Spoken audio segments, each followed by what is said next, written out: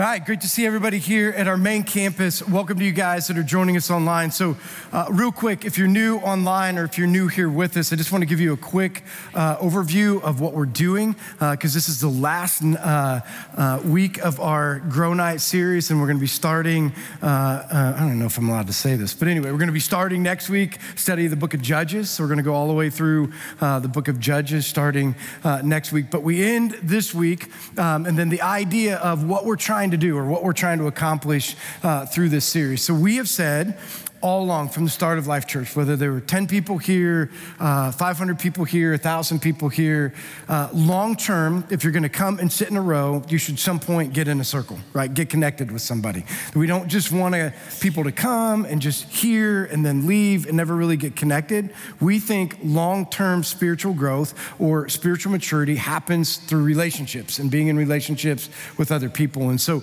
ways we can get that done, so we always encourage you to volunteer here at Life. That's a way to get to know more people. It's an opportunity to be able to serve. It's a great way to get to know other people that are involved in other places here at Life. And the other way is small groups or life groups, you know. And so for church people, when you say small group or life group, they're like, oh, I know what that is and been in one or haven't been in one. But a lot of times for people that haven't been in church and you say small group or life group, they're like, oh, I don't know. And then we tell them, hey, it's when a group of people get together and you sit around in a circle and you get to know each other and you share about your life and they talk about the Lord and they're all like, ugh. Like, I don't really know that I want to sit in a circle. I really don't know that I want to share about my life. I don't really know that, you know, there's lots of things that could happen in that period of time, and we get all of that, right? So this is an opportunity for you to try it out, right? That's what Grow Night is. Grow Night's just an opportunity for you to try community. We believe that you'll love it, but we want you to try it before you have to make a long-term commitment into it. But because our belief is, once you get into community, you'll want to be in community all the time. Once you get to know people, you want to get to know more people. And so Grow Night is that opportunity for you to do that. And we put it around things where, you know, if you're thinking about, should I be or should I not be involved in it? So I'll just give you an example. This is like, if you can, add value. If you think that a class can add value to you, I think you should take it. So starting point, if you think starting point, which is the 10 foundational truths of Christianity, if you think it can add value to you, you should sign up for it. If you think that in parenting is one of our classes and marriage is one of our classes, marriage and family, if you think those topics could add value to your life, not that something's broke, but it could just add value to life, you should sign up for it. The fitness class, which we're going to be talking about here a little bit, faith and fitness going together. If you think that you could, if it could add value to you, you think you should sign up. But here's the other part. Not just if you think it can add value to you. The other thing is, can you add value to the class? Right? That's the other part of it. If you can add value to a starting point class because you're gonna come and you can add community and you can add wisdom, then you should come and you could be a part of it and you should get connected with other people. If you think you can add value in parenting, you think you can add value in the marriage class, if you think you can add value in the fitness class, you should sign up, okay? So those are the criterias to be able to get into it and sign up. And our hope is that we get lots of people signed up. We already have 130 some people signed up for our Grow Night classes. I think it's probably more than that. I didn't ask Taylor, but it's a lot of people signed up already. So we're very thankful for that. And we're ending it today with the idea of talking about faith and fitness. Now, usually when you're a group of people that are looking at the person that's going to be speaking to you on a subject, you usually want to look at that person and think, they know what they're talking about. So if you've been here for 20 years, or if you've been here for 10 years, or you've been here for 5 years, or you've been here for 3 years, and you go back and watch online, you have seen many iterations of Mike Hill's body, right? Like it has went through the grow him out stage, like we call it the bulking stage, right? Like, and it was bulking in every area possible, right? Which on a hill, it's only one place, right? It's in the belly. It all goes to one place. And then there's like the I'm going to be committed phase, and I'm going to lose weight, and I'm going to work out all the time. And then, you know, you get to a certain place, and then it's the fall off the wagon stage, and then it's the somewhere in the middle phase, right? So you've seen that. But here's what I'm hoping, right? I hope you trust me in this. So I will say I'm not speaking from a standpoint of an expertise when it comes to what it looks like to work out and stay committed all the time. But I will tell you this, that the idea of the fitness class or the faith and fitness class is way more than just fitness. It's about mind, body, and soul. Right? And we're going to talk about this idea today, but it goes along with everything that we even founded Champs Academy on. Champs Academy was not founded on the idea that we just want people to come in and get healthy. Right? It was never founded on that. It was founded on the idea that we believe that if you come in and work on those three things, right? Mind and body, it's going to naturally help you with your spiritual life. It's going to make your soul good. Right? We think it all goes together. We don't think that you can separate out a healthy mind, right, and an unhealthy body. We don't think you can separate out an unhealthy body from an unhealthy mind or a healthy mind, or you can't have a healthy body and not have a healthy mind, right? We think that it all goes together. We think that's God's plan, is for those things to all go together. Healthy body, healthy mind, healthy soul. But here's what we know, right? I've said this from the beginning of Life Church, and it's true of me, and I think it's true of everybody. We all do what we value most, right? Or we all sacrifice for what we value most. So as an example, have you ever been around some people and they look at you and they'll be like, watch what you're doing, and they're like, what are you doing? Right? Like, have you ever been at that point? Like, people look at you and they're like, what? Why in the world, is that a better way? Why in the world would you do that, right? Here's the thing.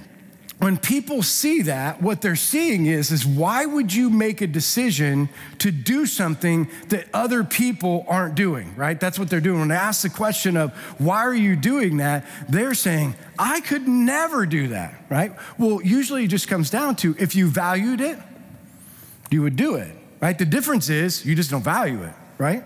Would we agree with that?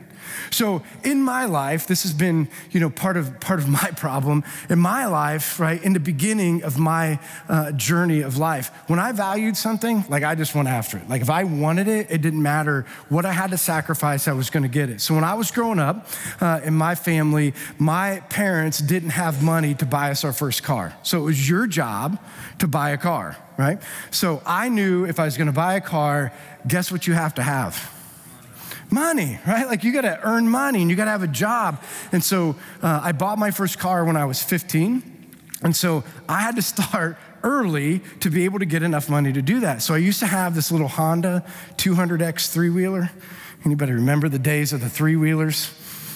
Come on, all you old people, let's go, right? We remember the three-wheeler days, right?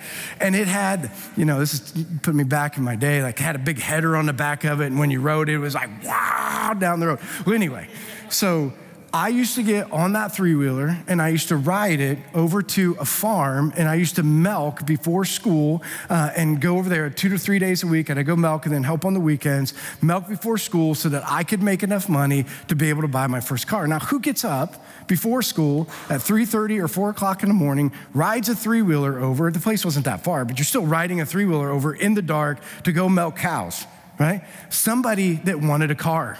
Right? So I valued it, I wanted it, and so people would look at me and say, well, why are you doing it? It's because I valued having my first car, and it was the only way I can do it, so I would sacrifice because I valued it, right?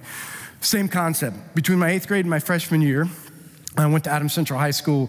I wanted to play varsity football, right? And playing varsity football at Adams Central, like, they were really good. And so to be able to do that, you can't just go up there and do it. So I said, I'm gonna do whatever I can to be able to play varsity football. So between my 8th grade and my freshman year, I used to go with my brother's friends and we used to work out. Every single morning, we'd get in these ponds, and we'd run in the pond, we'd do all this stuff. And people would look at me like, what are you doing? Like, you're a kid. You should just be doing kid stuff. And I'm like, listen, I want to play, so I'm gonna sacrifice for what I value so that I can get done what I wanna get done. Well, same concept. I get to the end of my high school career, and I've shared this story with you before. I had 2 goals at the end of my high school career. Well, 3 goals at the end of my high school career. I wanted to get married, I wanted to have a job, and I wanted to be able to buy land, right? That was my thing. I wanted to buy land, and we were gonna put a trailer on it, and we we're gonna do everything around it, and then someday build a house on it. So at the end of that, I had to get a job, and so at that time, my former wife, Sherry, said, well, you're not gonna just get a job, you have to go to school if I'm gonna marry you. So I made a decision. Here's what I'm gonna do. I'm gonna go to school and get a job. So I'm gonna do both things. She added something I didn't value, but I guess I had to do it anyway, right? So here's how it works. So as soon as I graduated in May, I signed up to go to college. And so I went to college and I got signed up, and I started 2 days after I graduated. I also got a full-time job at North American Van Lines up in Fort Wayne. So I worked from 7 or 11 at night till 7 in the morning. And then I went from school to 8 to noon. And then I would go home, and you would maybe sleep and maybe eat and maybe talk to people and do it. And I did that for 2 years straight. Now, I did drive on the sidewalks in Fort Wayne a few times because I fell asleep driving. I did, again, go through periods of time where you don't remember sections of your life, right? Like where you don't sleep, but why do you do those things? So why do you do it? Because you value it, right? I made a decision to sacrifice things in my life because I valued it. Now, here's the kicker. When you give your life to Jesus Christ, your value system completely, or is supposed to completely what? Change. Why? This is why. Your value system completely changes because before Jesus, this is how I was making my decisions. It's my body. If I don't have to sleep, it's my body. Who cares? If I don't have to eat, if I don't eat crappy food, if I want to do whatever, I want to do whatever I want because it's my body. You give your life to Jesus Christ, what does it say in Scripture? Your body is no longer your own. It's to be given to God as a living sacrifice, right? That's what he says. You're going to give your body as a living sacrifice. So no longer can you take your value system of what you're going to do with your body, and now all of a sudden you got to take on a whole another value system of what Christ has, and you've got to be a steward, right? Your body. Your time, what you eat, what you do, all of those things. Now, you're a steward for God to get done what he wants to do and not always what you want to do. Does that make sense? Right, so the whole idea of this concept of fitness is this is where it all ties together. For you to be able to get to the point, right, and I hope you're going to be able to see this over the course of the next 40 minutes, for you to ever get to the point where you can surrender your life and your body to God and be disciplined enough to do what he calls you to do, we have to learn self-discipline and self-control. Right? You have to learn those things in every aspect of your life. It can't be just spirituality. It has to be physically and it has to be mentally. Those things all go together. So when we read this, here's what I'm gonna help you do is I hope. So if you have a Bible, you can turn to 1 Corinthians 9. We're gonna be looking at 1 Corinthians 9 and then we're gonna go to Mark. But 1 Corinthians 9, Paul sets this baseline, right? So you remember I said we all have to go back to the things that we value, like that's gonna dictate everything that we do in our life. Right? Whatever we value is going to dictate the things that we do in our life. So Paul is talking to the people in Corinth, right? The group of people in the Corinthian church, and he's saying to them, because you know what they're asking him? You know what the people in Corinth are asking Paul? Why would you ever do that? Right? That's what they're asking him. They're like, why do you do that? And why do you make that decision? And why do you, go over here? And why do you sacrifice this? And why do you live like that? And why do you make this decision? And why have you allowed yourself to be in these positions? And he would say to them, I'm going to tell you why, right? And in that why, right, this is important. The why that he tells the Corinthian church is the why for all of us, okay? We all need that.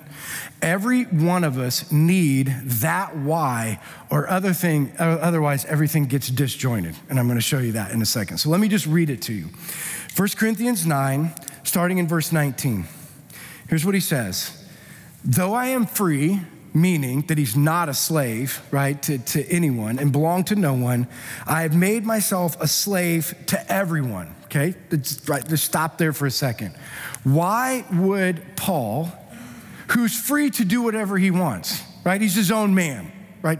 Don't we feel that? Like you're your own man. You do what you want. You know, that's the American dream. You're your own man. You're your own woman. Do whatever you want. Why would Paul say in this, I am a slave. Because here's what he knew, right? Back to what I said, because he preached this before. The reason that he is a slave to people is because his body's no longer his own. And what did Jesus Christ tell all of us to be? Slaves to other people, right? That's what he says. Like us, for all of us, the idea or the concept, Paul's just reiterating that I'm a slave because my body's no longer mine. I got to do whatever he tells me to do. So here's what he tells him to do. He's a slave to everyone for this reason, to win as many as possible. To the Jews, I became like a Jew to win the Jews. To those under the law, I became like the one under the law, though myself am not under the law, so as to win those who are under the law. To those who do not are not having the law, I've become like one not having the law, though I am not free from God's law, but am under Christ's law. So, for the reason is to win those who are not having the law. So he sums it all up in verse 22. To the weak, I became weak to win the weak. I've become all things to all people so that by all possible means I might save some. I do all this for the sake of the gospel so that I may share in all of its blessings. So here's what he says, right? From the beginning, what's the why? What's the reason that mind, body, and soul is important? So that everybody can be a witness, right? That's what he's saying. Like at the end of the day, Paul's saying, you know why I'm a slave? You know why when I'm around the Jews, I'm like the Jews, you know, when I'm around the people who are not like the Jews, you know, when I'm around the weak, you know, when I go into these cities, you know, when I preach these things, you know, when I go without this, you know, when I have to stay in a tent, you know, when I go down these roads, you know why I do all of those things? So that I can be a witness to people to lead them to Jesus. And this is so important, okay? And this is why. Because when you look at the three elements, right, the mind, body, and soul, a lot of times, if you don't know your why, you can trade one sin for another. Does this make sense? Like if you don't know your why. So if you don't know why we're doing these things, you can trade one sin for another. So just look at it. So we know that the scripture tells us you need to, right, discipline your mind. Right? That's what he says. Like you need to know that you're a witness, and so you need to discipline your mind. A mind's a part of the body, but you need to make sure that you have this discipline. And we're like, okay, I got to think about this for a second. What are the things that, you know, I'm taking in that are sinful, right? So this on social media, this is what I'm watching on TV, this is what I'm looking at. These things are sinful, right? So I got to do without these things, okay? We tracking? Right, so I got to do without these things. So then the idea is that when you do without something, you're supposed to fill it with something else that's good, right? So we have people that would say, like mentally, my mental health isn't good, you know, and I got to stop doing this. And they just trade one sin of mental health for the other sin of mental health of saying, well, I'm not going to be on social media anymore, so I'm just going to immerse myself in games, which is far better. Right? Or I'm not going to be on social media anymore, so I'm just going to binge watch Netflix. Does this make any sense? Right? You're just going to get off of something and say, well, this is detrimental, and you're just going to add something else that's detrimental, because here's what he's saying. You get rid of it so you can add something else in mentally that's going to change you, right? Like here would be the concept, and we'll talk about this here in a little bit. It's like, here's the idea, right? Like maybe you would exchange something that's not coming in good for something that is good. Right? You just exchange those things, and we'll talk about that in a little bit. Or same concept. So when it comes to the body, right? So, you know, you look at, you get to yourself, this would be me. You get to yourself and you're like, or you look in the mirror and you're like, ooh, right? And so then you get on this journey, and I just did this. So Ricardo comes to me and he's like, you need to stop complaining about being fat and do something about it, right? He didn't exactly say it like that, but it's what I heard Ricardo say, right? And so you know how that works, right? Sometimes you just hear certain things that they might not have said, but as nice as he could be, he's like, you ought to probably stop talking about things and you ought to do something about it. So I'm like, okay, I'm back on the wagon, right? I'm back on the wagon. So it's like you download an app and you record all the stuff that you're supposed to do, you know, and all of your food, and then you do your workouts, and then you call me and we talk and we go through things. So you weigh in. So I weigh in, and you know, that was bad enough, right? Anybody ever had that day where you think you weigh something and then you really weigh yourself? Is there another scale? Because that one can't be right. right? Like there's no way that I weigh that much. So I weigh myself, and you have to take a picture of it and you send it to Ricardo. So you're also not like, you just don't get to keep it to yourself, right? So then like we're on this journey, right? And so I'm going through this journey. I think that I'm working out good. Like I think I'm working hard. I think I'm eating the right things. I'm going down all this road. And it had been, I don't know, seems like a while, right? Could have not been as long as it's supposed to be, but this had been more than a few months. So I go up there, I go into Sarah's bathroom, and her scale's right by the drywall wall, and I get on that scale, and I look at that sucker, and I'm gonna be happy, right? Anybody on this journey? I'm gonna be happy because surely all of that work that I just did is gonna pay off by what I see. When I looked at that thing and it was 2 pounds heavier, if I knew how to fix drywall, I would have punched 2 holes in the drywall. I don't know how to fix drywall, so I don't wanna bring somebody into my house to have to fix the drywall. I was instantly pissed, right? Why though? Because I had just exchanged one sin for another. I took the sin of gluttony and went to the sin of vanity, and I didn't do it for right reasons. Does that make sense? Right? You're just going down that road and you just exchange it, right? You just are like, I don't want to be this, and then all of a sudden you're on this journey to want to be this, right? And when you don't get there, you're upset because you missed why you should be working out and eating healthy and doing things to begin with, is because you need to be a witness, and God needs to use you, right? And he needs to use your body. It's not necessarily what it's always going to turn out like. We're all on that same page. You can't exchange, those sins. And the same concept, like we see this with people all the time of, so in spirituality, you come, and when you come to church, you're a heathen. Well, I mean, some of us were heathens when we came to church. So when you come to church, you're like, holy cow, I am not where I need to be. Right? Like I am not where I need to be, and I recognize where I'm not supposed to be, and then all of a sudden I get on a journey. Anybody else been on this journey? Like you get on this journey like I'm not where I'm supposed to be, and so I need to be in not one small group, I need to be in 2 small groups, and every prayer meeting, and who can put oil on your head, and who can do whatever it needs to do, because I got to get better, and I'm on this like journey, and I'm going down this road because I got to get better and more wholesome and stop doing all these things and go down this road and become a better person. And I get so focused, right, on not being a heathen, trying to be a good person, that I haven't witnessed to one person in a year. I forgot about people. Nobody else went down this road. You know what I mean? Like you get so focused on getting better you that you forget about people need you, right? That we're supposed to be out in the world witnessing to people, and it's great that we're gonna get better, but at the end of the day, if you forgot your why, you just took one sin and created another, right? You just exchanged them. And so when we do this, here's what I'm hoping.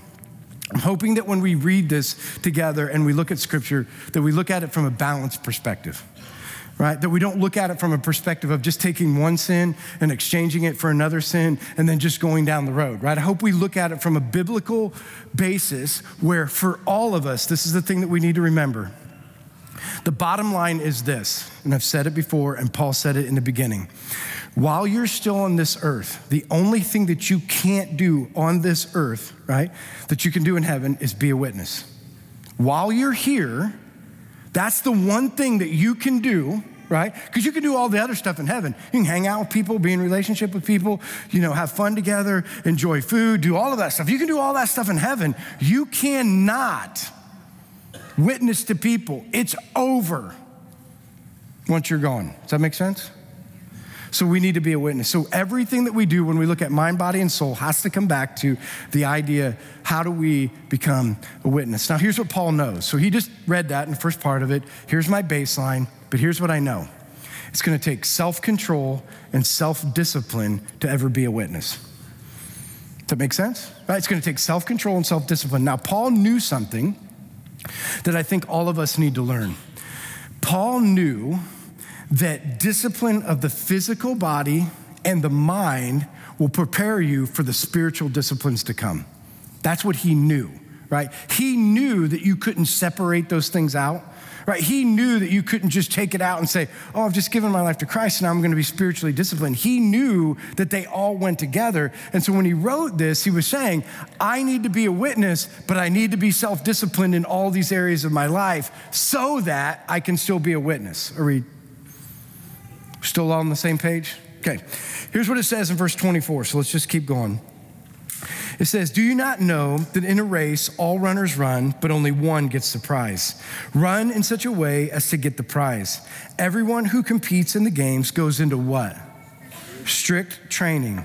They do it to get a crown that will not last, but we do it to get a crown, do it meaning go into strict training, to get a crown that will last forever. Therefore, this is what we should do. I don't run like somebody running aimlessly. I do not fight like a boxer beating the air. No, I strike a blow to my what? My body, and I make it my slave so that after I have preached to others, I myself will not be disqualified from the prize. Here's what he knew. For us to move in the right direction, we have to learn self-denial and self-control and self-discipline. Those things all go together, right? He's saying if we learn self-denial and we learn self-control and we learn self-discipline, then we won't disqualify ourselves. Does that make sense, what he said at the end? You're not going to disqualify yourself from being a witness if we work on those things. So he would say, we can just look at it from this aspect. So from the aspect of the physical, right? So here's what he's saying, and I would guess this, right? The reason that he's addressing the physical, it's probably the most undisciplined thing the majority of us have in our life.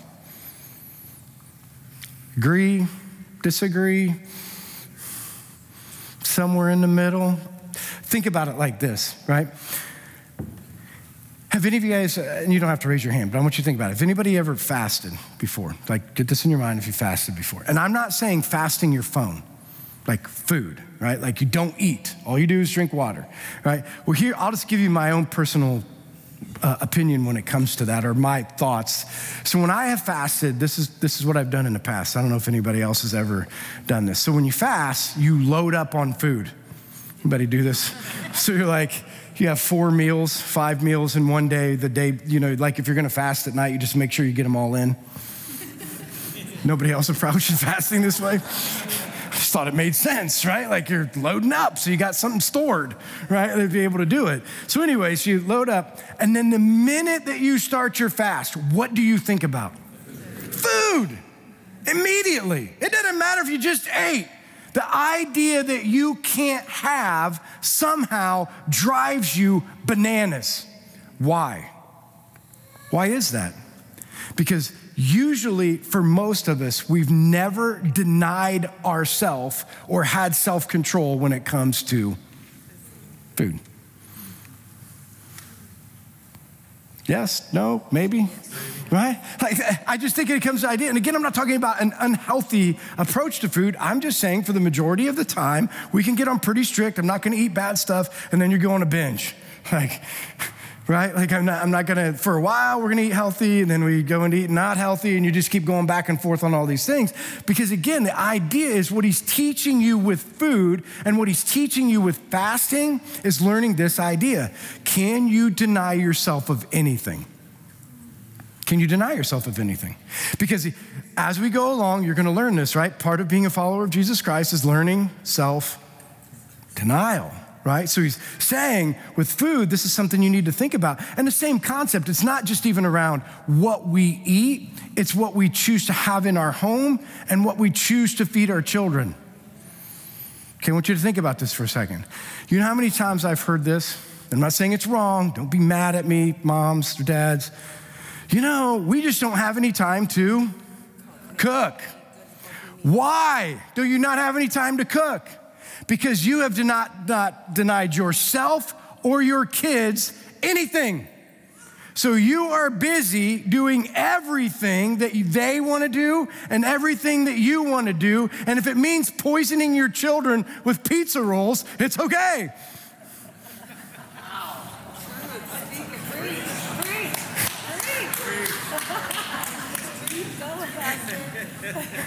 No, I mean, again, I'm not saying you can never eat pizza rolls, but That's not food, right? Like that's not real food.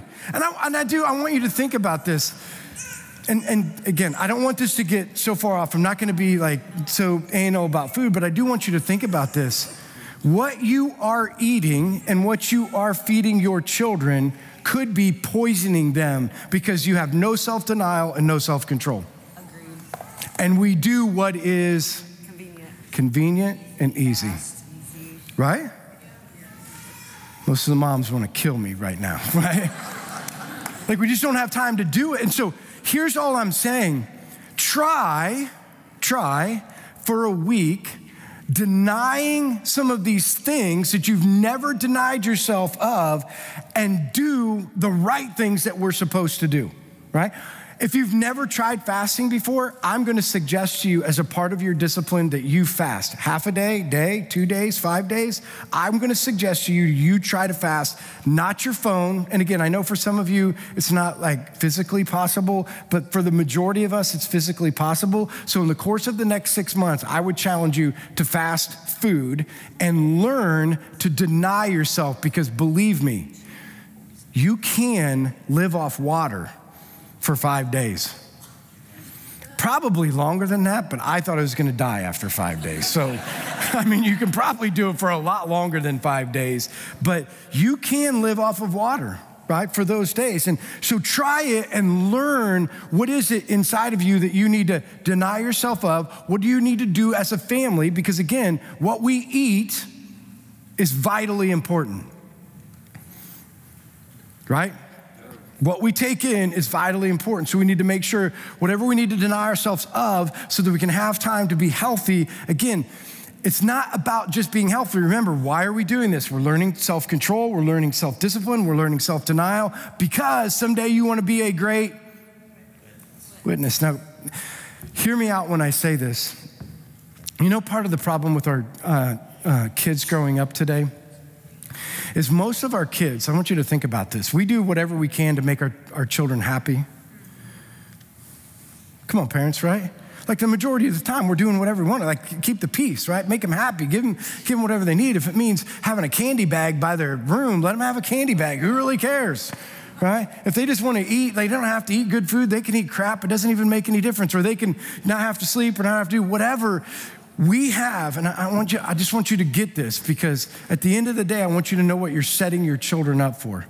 If you've never taught your children that they can't have something, or if you've never taught your children self-control or self-denial, and then all of a sudden they come to church and they're like, you should give your life to Jesus. You know what happens? You give your life to Jesus, and your life is no longer your own, and you have to give it to him. And they're sitting there like, well, that's not how I was brought up, but here's what I'm gonna do, right? This is what they do. This is what a lot of us have done. I need Jesus for salvation, but I'm gonna live my own life and do what I wanna do because that's what I've been brought up. So you know what they do? They just add Jesus into the mix of the things to get what they want, not to be a witness for the God of the universe that he wants them to be. Does that make sense? That's what we're setting them up for. We're just setting them up for Jesus is just an addition to get what they want because they've got everything they wanted in life. So why not Jesus that keeps you out of hell now? Add Jesus to whatever you want and do whatever you want. We've just taken care of the problem. You go on and do whatever you want in life. And I'm just telling you, that is not salvation. And they will spend eternity separated from God in a place called hell unless we teach them the right thing. There is no such thing as being a Christian person that does not deny themselves. So why not practice with our kids when they're younger? Why not teach them self-control, self-denial, self-discipline so that when we get to those places, it makes sense? Right? So when we get to those places that we can help them navigate those things. It's the same thing with physical exercise. So the physical part of it, you know, the idea that physically, it doesn't mean that every single person has to go to the gym, right? It doesn't mean that every single person has to sign up for Champs Academy. Here's what it says, right? The idea that the body was made to be in motion and to move. The body was made to move, right? The body was made to stay active, right? The body was never made to just sit around. The reason we have joints is because they need to do something, right? That's why we have joints. Our joints we're supposed to do something with those joints. So physically moving, again, because how easy is it? I want you to think about this. When you've had a rough day, you want to come home, and the first thing that you want to do is sit down and do nothing. Now, does it mean you need to go to the gym? No, but does it mean you need to do something? Yes. Because you're fighting against, you see what we're fighting against? The natural tendency. The natural tendency is just to say, I want to do nothing. And there's no place, again, doesn't mean you have to be running around all the time, but there's no place for just sitting around and do nothing. So that's the physical part. Train the physical part to be able to understand it. Here's about the mental part. He also says we need to go in strict training when it comes to the mental aspect. So what you take in from a training standpoint, what you take in is vitally important. Does that make sense? So your intake, whether it's social media, whether it's TV that you're watching, whether it's movies that you're watching, whatever it is, the intake that goes into your brain has to be under strict control and strict training, right? Like we have to get to the place where we get to our intake not only being not crappy stuff, but our intake should be things from the Lord, right? And I want you to think about this. So when it comes to self-denial, and it comes to self-denial from intake, think about this. So anytime that there is a dull moment at your house, okay, I want you to think about that. Anytime that there is a dull moment or a moment when there's nothing going on, what do people automatically reach for?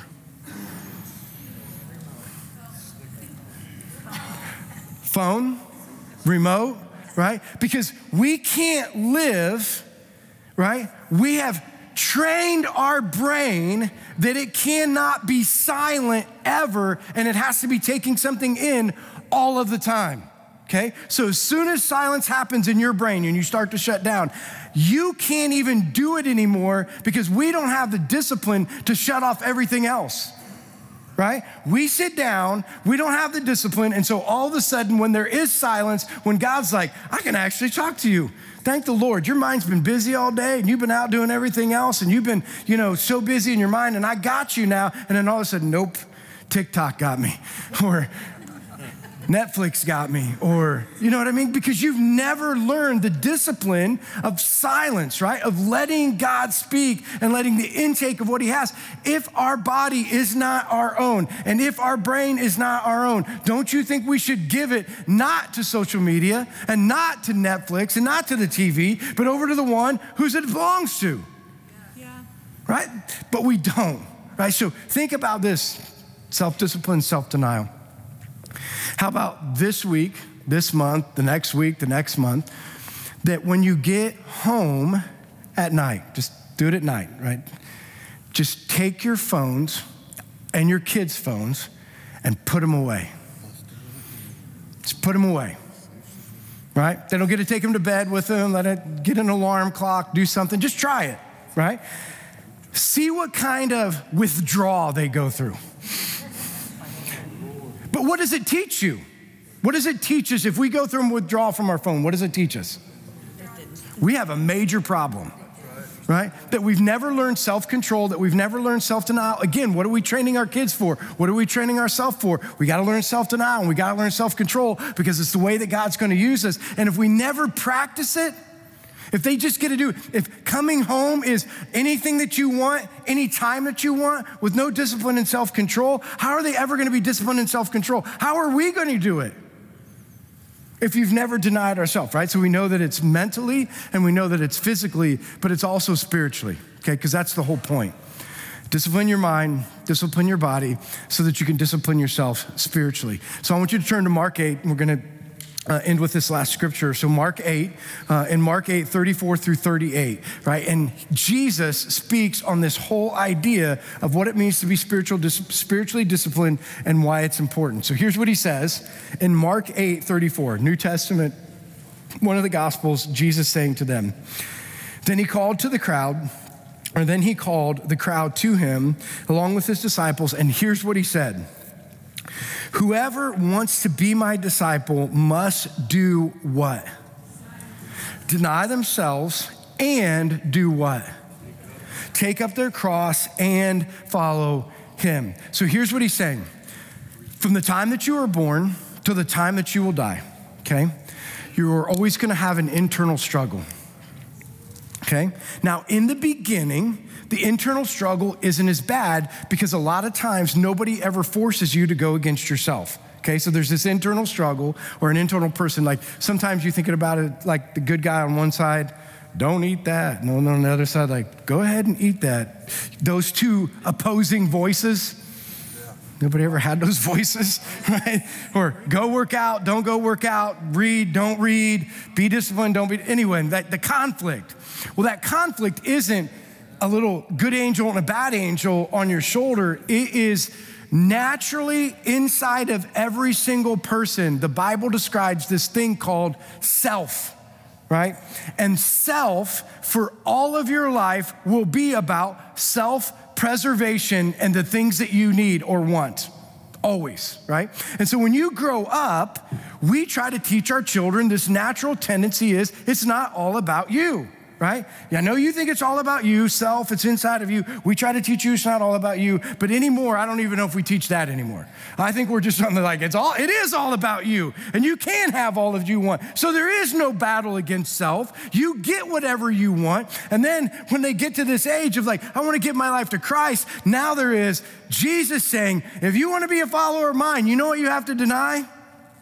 You know that thing inside of you that you've got everything you wanted for all of your life? You have to deny that now. You have to go against that natural desire because the natural desire will always be this, and this happens today. The natural desire for every single person in this room is to do things that are comfortable and easy and things that you can control, right? Right, so our natural tendency is whatever you face in life, your decision of response, right? Whatever obstacle faces you, your decision of response goes like this. What can I control? What's easy? And what's the best way to get it done for ourselves, right? Like that's how we think about it, or our family, but we're thinking about it from that standpoint. Jesus says you have to deny that.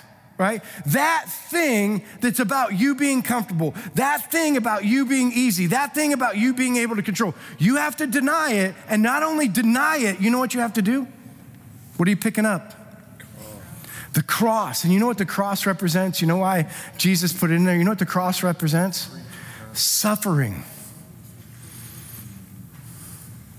The cross is a representation. As a Christian person, it's not only denying self and singing Kumbaya, it's denying self and picking up a cross that's gonna cost you something in your life. And you are going to be uncomfortable, and it's not going to be easy, and it is going to be difficult, and it is gonna cause some suffering, but that's the way it's supposed to work. And do you see why it's so hard in the Christian church today to be able to get warriors for Jesus Christ? Because we've raised a bunch of people who want to stay selfish but want to be saved. You can't be selfish and be saved. And he says from the beginning, learn the concept to deny yourself, because if you don't deny yourself, we're never going to get it. Then he goes on and he says this in verse 35. Because, or for whoever wants to save their life will lose it, but whoever loses their life for me and for the gospel will save it. He says that there's gonna be this conundrum that everybody in this room's probably dealt with and probably are dealing with today.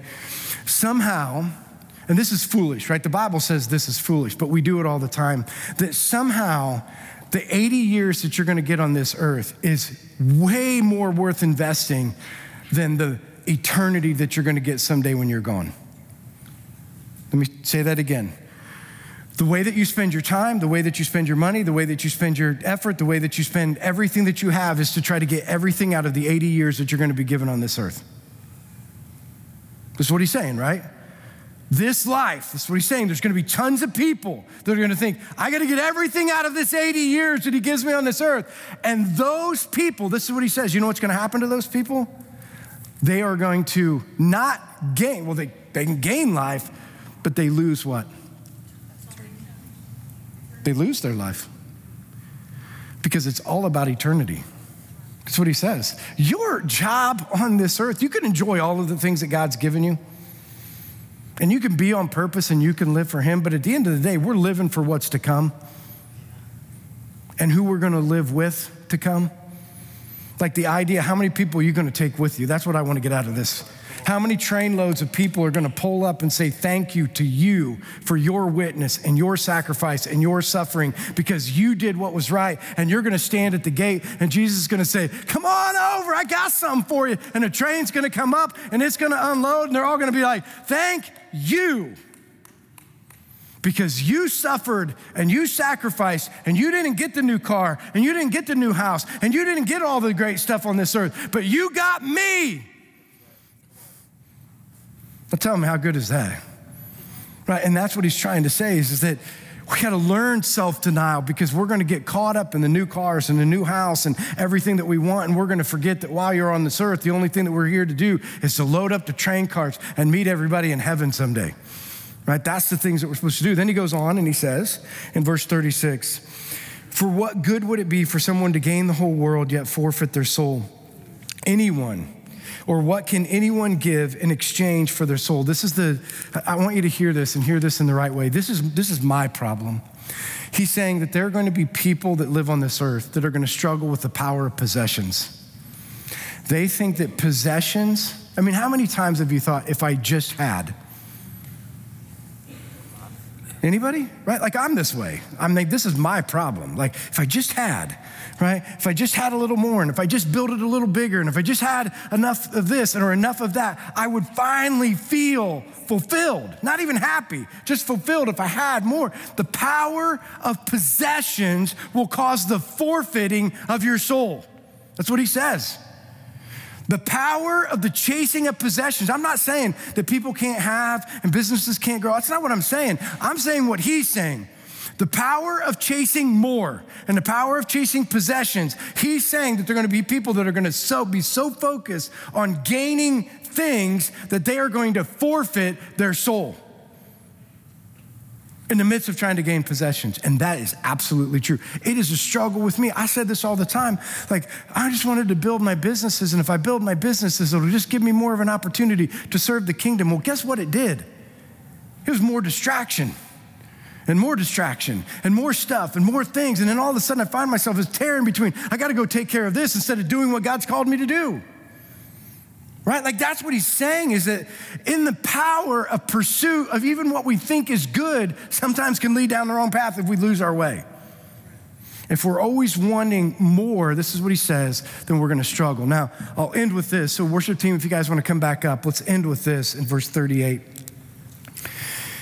He says, if anyone, and this is so powerful, don't miss this. So if you've been bored the whole time, come back and listen to this. If anyone is ashamed of me and my words in this adulterous, sinful generation, the Son of Man will be ashamed of them when he comes in his Father's glory with all of his angels. Here's what he's saying. There are gonna be people when Jesus comes back that are gonna miss eternity because they're chasing the powerful approval of mankind. The decisions that they're making, and we're training this. Like, listen, if you don't think this is true, think about this. So and maybe you do this. So when you post something on social media, like you're on a vacation or you did something and you put it up on social media, when you go back in an hour, what are you checking for? Come on, what are you checking for? You wanna know if somebody liked or commented on it, right? You're looking for approval. No? Yes. You are. You're wanting to be like, they love the food I'm eating, the vacation I'm on, the things I'm doing, the workout I had. They're loving all of it. It's so exciting. Did you see how many likes and comments and people and everybody's doing it? We are trained to love, be enamored by the approval of others. And here's what he says. You know what the problem with all that's going to be? You are going to seek the approval of an adulterous generation. That's what it says. Not godly people. You're going to seek the approval of a sinful, adulterous generation, and in the midst of that, be ashamed of me. Because this is what's going to happen when you live for the gospel and you preach the gospel. There are going to be people, are you ready for this? That will hate you. If you do this, I want you to hear this. If you follow this, mind, body, soul, you self-discipline, self-control, you put it all together and you start living this way, there are going to be people that are going to look at you and be like, well, who are you? Why are you trying to be so different? Why are you trying to live like that? Or you think you're better than us? I'm just telling you, this is the way that it goes. I've said this from the beginning. One of the hardest things, and you learn this over time, because anybody that says they're not a people pleaser at heart is a liar. Nobody wants to be hated. Come on, right? Nobody wants to be hated. Everybody wants to be liked, and everybody wants to be loved. Here's the key. By who? See, this is what I had to change in my life early on in being in ministry. I had to make sure that the only thing that was important to me is I'm loved by him. Because when you preach the gospel, and when you say some certain things and you talk about some certain things and you preach the word of God, which is controversial and says that if you're going to live in the way that God has called us to live, that the world's going to hate you, that there's going to have to be a time that you can go in your room and be like, everybody hates me, but God, you love me, thank you. Does that make sense? Right? That you can go to that place and you can have a sense of peace, and that we can't be a people, this is the problem in our churches today. Come on, guys. We're not here to please an adulterous generation. You need to train your children. We're not here to please an adulterous generation. We're not here to make everybody happy. We're not here to do that. We're here because we have an audience of one. And we're called to be a witness, right? Now, we get to celebrate that, and together today, if you saw, we get to have our baptism tank up here. So we get to celebrate in baptism today. So Chidi, if you want to come on up, and you guys that are going to be talking, come on up. So we're going to celebrate. And again, Chidi's story is so cool. You're going to see it in a second. Just again, another example of Jesus Christ working in the life of a young woman doing amazing things. So if you want to stand, I'm going to pray over us, right? We're going to watch her video. We're going to sing together, and then we're going to watch her video, and then we're going to celebrate together in her baptism. So let me pray. Heavenly Father, we love you and we thank you for today, and we thank you that we get to celebrate in baptism. So Lord, as we sing these songs in preparation for the baptism that we're getting ready to watch in Chidi's life, that we can celebrate the things that you're doing. Lord, we love you. In your name we pray, amen.